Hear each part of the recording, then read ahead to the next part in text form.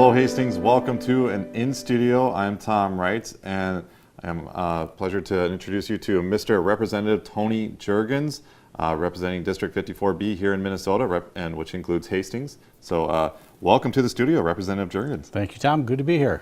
Glad to have you. We're here to talk about the second session that you've had, and here you get your thoughts on it and talk about some of the items that were before the legislature, and also get and talk about the committees that you served on and the items that you worked on and what you've been busy with the last few months. Okay. I know you've been a busy guy, and then we'll get into what's next for Representative Jurgens here and the legislature. So. We just wrapped up. We wrapped up the second session here, and with I understand there's a big omnibus bill that was passed, as well as a tax conformity bill. Yes. Both ended up being vetoed by Governor Dayton. So, in your eyes, I mean, tell us, give your thoughts on how this went and the results. Well, Minnesota runs on a biennium, and so. Technically, we didn't have to do anything this year. We passed all of the budget bills last year in 2017, so the government was fully functioned. There was nothing that absolutely had to get done. Even numbered years are generally a bonding year, so we were looking forward to a bonding bill and hopefully passing that, which we can get into in a little bit. And then with the budget projections earlier this year, it came out that Minnesota had a $329 million budget surplus projected. And so we did have that money to work with just to decide if there was anything that we wanted to do with that. So the session started later this year than it did last year in 2017 during the budget year. And we passed a number of bills, and we did have a supplemental budget bill, as you mentioned, and that was ultimately vetoed by the governor. There was a tax bill that was ultimately vetoed by the governor. Both of those, in my opinion, I think were the wrong decision, but that's his decision to make. I think that Minnesotans are going to be, especially the tax conformity bill, I think Minnesotans are really going to feel that come tax time next year that, there was a number of changes at the federal level with relation to federal taxes. And typically at a state level, a tax conformity bill just lines up some of the tax brackets and things like that. It's usually not a big deal, but with the major changes at the federal level, there are major changes that impact taxpayers in states like Minnesota. And so the tax conformity took on a greater importance this year. And so that became an issue that we felt that, we don't have to pass it, but we really have to pass it if we want to make tax filing season a little bit easier on Minnesotans. So that's what we thought we did. We put together a good bill. And unfortunately, the governor vetoed that. So it'll be interesting come tax time next year. Yeah. So put that in perspective for what that means for Minnesotans, for those in Hastings. What is it? More they end up paying more taxes for state income tax, or? Well, about 300,000 Minnesotans are likely to pay more in taxes, possibly more than that. The tax bill that we put together had tax decreases in the two lowest tax brackets. The first tax reduction in over 20 years. So lowest earning Minnesotans would have seen a tax cut. Contrary to some of the rhetoric that you hear from the governor saying that the Republican plan was giving tax breaks to corporations, that wasn't in the bill. There were no tax breaks to corporations in the bill. So it's unfortunate that he went that route. It was truly tax conformity and tax breaks to the lowest earning Minnesotans. And as a result of that, those Minnesotans and others will likely see tax increases. Interesting. And the other important thing is just the ease of filling out your taxes. Now you're going to have two different sets of tax brackets to deal with and forms, and at the federal level, their goal is to reduce the number of forms. What they say is they want you to be able to fill out your taxes on a postcard. And that's definitely not going to be the case in Minnesota. Speaker Dowd has said many times that if we don't pass tax conformity, which we ultimately did not because it wasn't signed, you likely need forms the size of a phone book to fill out your taxes this year. Wow. Speaking in broad terms here, let's break this down with good news and bad news from the 2018 state legislative session here in Minnesota. Let's start with the good. What is the good news that you can report from this session? Well, on a personal level, one of the things that I worked on was, many of us here have heard about the lawsuit settlement with 3M regarding the PFCs in the water, an $850 million settlement. And so we did pass legislation. It was something that I worked on all session to get the bill, so that it was agreeable by the Minnesota Pollution Control Agency. But we wanted to put some guardrails around that money to ensure that it actually is going to the East Metro that was affected by the 3M contamination. And the bill that I had to do with private well testing. So people that live in Denmark Township, for example, if they want to have their wells tested for PFCs, that there's a process for them to do that. The bill, it took some negotiating back and forth with the MPCA.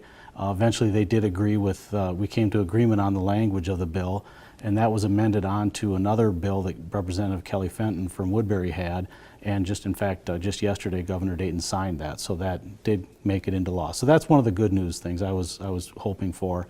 And also, I mentioned earlier, a bonding bill. This is typically a bonding year, and so I'm on the Capital Investment Committee, that's the state bonding projects, and I spent about 12 or 13 days last summer and fall on a bus with other legislators and staff going all around the state looking at potential bonding projects. Including the one in Hastings. Including the one in Hastings and the one in Cottage Grove that was in the bill. So, there's a lot of, it really opens your eyes to what those projects are, so that when you come back in session and you're in a committee meeting and they're presenting these projects to you, you're not just looking at a PowerPoint presentation, but you were there, you remember talking to the people, you took pictures of the buildings. And if you think about it, the state of Minnesota owns thousands of buildings, and there's a responsibility to take care of those buildings, and that's where the bonding bill comes into play. So whether it's a University of Minnesota school system or a MnSCU system or DNR-owned buildings, a lot of them, they need new roofs, they need new HVAC systems, and those are a lot of the projects that we took a look at and that made it into that bonding bill that just today the governor signed. Great. And so, yeah, give us an update on, I know people, of course, in Hastings are curious on the Hastings project, on the renovation project for Hastings City Hall. Tell us, where does that stand right now? Well, it unfortunately didn't make it into the bonding bill. Okay. That was $1.5 million for asset preservation for the historic City Hall, the former Dakota County Courthouse. And every opportunity I had talking to Chair Dean Erdahl of the Capital Investment Committee, I kept saying, where are we at with this? Can we get the Hastings project in? So he was definitely well aware of it. He's very, historical sites like that are very important to him too. So I know that he was agreeable to that project. The problem we ran into is that the bonding bill didn't grow. It started out at $825 million, and it grew to $850 million when we brought in some of the projects from the Senate side of it. And unfortunately, we weren't able to get that in. I feel pretty good. Unfortunately, it doesn't do any good now, but had that bonding bill grown closer to $1 billion, I'm fairly certain that the Hastings project would have made it in, because I know that he saw the need for it. There's just projects all over the state, he just wasn't able to fit it in. So that's something we can continue to work on. I have reached out to the Minnesota Historical Society to see what funding they might have available, and I've passed that information on to the city of Hastings. So it's something we can continue to work on to find funds in other areas, and then hopefully live to fight another day, put that into a future bonding bill to get that in. Sure. Well, we may just touch a little bit on the bad news with Hastings City Hall not making making the cut for the bonding bill. What else would you put in that category? And you did mention, I think, perhaps a couple items right at the beginning here, with the items, the omnibus bill and tax conformity bill getting vetoed.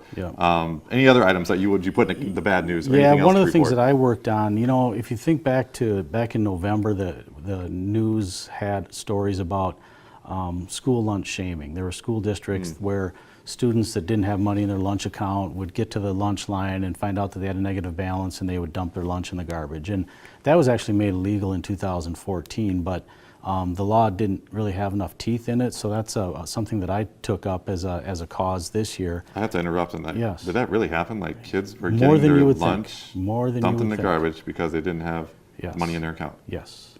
Okay, just want to and confirm. the school district down by Rochester is the one that made the news. But once I kind of picked this up and started working on it, I heard from other school districts right here in the metro that said, yeah, that happened to my child too. So I don't know whether it's policy or not, whether it's illegal or not. I don't know who thinks that's a good idea. But one of the things is I did get to a point where that was included in the education omnibus bill. I felt good about that. It made it through the House and the Senate, passed off the House and Senate floor, and that was in the omnibus bill that the governor vetoed. So that's something else that, that I would like to continue to work on and try to get that passed. Okay. Let's talk about your committees that you served on. You have the Agricultural Finance Committee, as well as the Capital Investment Committee and Education Finance Committee. What out of those three committees, what were some of the hot items we were working with in those three committees? We didn't do as much in the Agriculture Finance Committee this year because we had the Agriculture Finance Omnibus Bill last year. So this year we only met a handful of times because there was no budget changes regarding agriculture this year. There were some policy issues that came up through the Agriculture Policy Committee. Likewise, last year we didn't meet a lot with capital investment because it wasn't a bonding year. This year we met all the time for capital investment. So this year in capital investment, it was just looking at the projects like I mentioned before. Now education finance, what we were addressing this year was school safety. We were putting tens of millions of dollars into different funds that school districts could use at their discretion for school safety or hiring SRO officers. And unfortunately, again, that was vetoed by the governor. Yeah, so what's next? You just mentioned the governor vetoed those two bills, but I understand he's ruled out any idea of having a special session called. Yeah. So what happens then next? Well, everything's just dropped? Then it is start all over again next year? It's just dropped and it started over again next year. You know, there are examples that I heard from other legislators who've been around. You know, this, as you mentioned earlier, this is my first term. But talking to other legislators who had bills in the final days and they wanted to get them heard on the House floor and you know, wondering if they were able to get that accomplished or not. And in many cases, they said that it has taken years to get them to this point. You know, they maybe started an idea for a bill 6 years ago, and every year they get it a little bit closer and a little bit closer to the finish line. And so many of these things, it takes a long time. It takes many years to actually get it there. You know, and government was intended to move slowly, so that it does take quite a process to change laws and to make laws, so that hopefully when that happens, it's done right. So yeah, in many cases that you know, bills that were worked on last year that got really close, my school lunch shaming, for example, that's something that I will pick up next time and try to get that over the finish line. And you know, as far as a special session, it's interesting. Only the governor can call a special session, and he's indicated that he doesn't intend to do that. And from everything I've seen, I think it would be pointless to do it too. I think we would end up in the same place. But if he does call a special session, he doesn't necessarily dictate what you take up in that special session.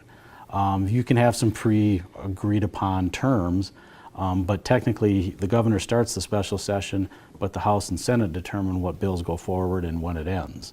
Again, a lot of times they would pre-negotiate that to make sure that there was an agreement before he even calls the special session. But I don't expect to see a special session.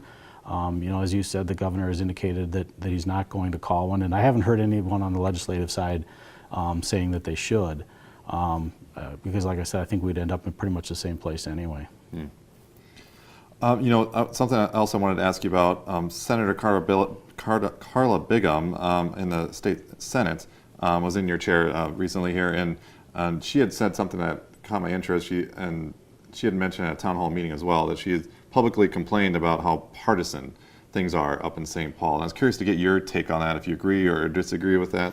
Well, you know, Senator Bigham, Carla and I have been friends for a number of years, and you know, as you know, she served in the House of Representatives, and you know, she and I had the same conversations on that same issue, and I have no reason to doubt what, you know, her perspective on things.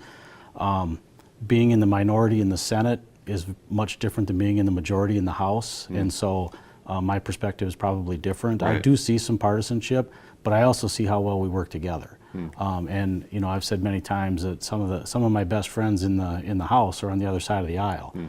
When I'm in a committee meeting, people tend to sit, Republicans on one side, Democrats on the other, and oftentimes I'll just go sit right in the middle of the Democrats, and just to make people nervous, I think. But that's a way to. And on the bonding tours, you get to know members of both parties really well, and that comes in handy when you want to work on a bill with bipartisan support. You go to one of the friends that you've met on the other side of the aisle and try to get their support on it as well. So I'm not saying that there isn't partisanship there. I think it depends on your perspective and where you're sitting. From what I've seen, there are a lot of bills that are the votes are down party lines, but I also see a lot of them that have bipartisan support. Okay. We got to ask because it is that time. We've said you're in your first term, and it is election year for you, 2018. You were first elected in 2016. It's now 2018. So I have to ask, I'm sure many are curious, so I have to ask the question, what are your plans? Are you going to file for a second term? Well, I have not filed yet. I was endorsed by my party a couple of months ago. Okay. And I wanted to get through the session. I have a job to do, I was elected to do. There was enough to concentrate on and to work on during the session. And so what I've said all along is once the session is over, then I'll make my final decision and make an announcement. We did finish up about a week ago, but there's been a lot of things like this of follow-up work. Right. And so I would expect by next week you'll be hearing some news along those lines. Great. Well, we look forward to hearing that news and putting it out there. All right. Well, thank you again. We're with Representative Tony Jurgens. Good to see you, Representative. Tom, very good. Thank you. Thank you. And thank you guys for watching. We'll see you next time for another In Studio.